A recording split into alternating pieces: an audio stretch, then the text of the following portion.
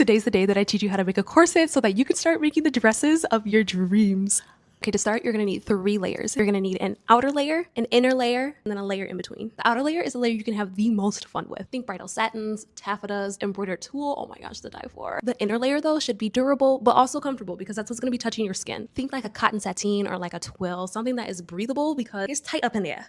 Okay, you can get a little sweaty and you want your fabric to combat that. But if there's anything you take away from this video, it's that the layer in between is the most important layer. And that is because it is what is giving us strength. I feel like the corset making masters would tell me that you would always need to use this fabric. It's called couture and it's an extremely tightly woven fabric.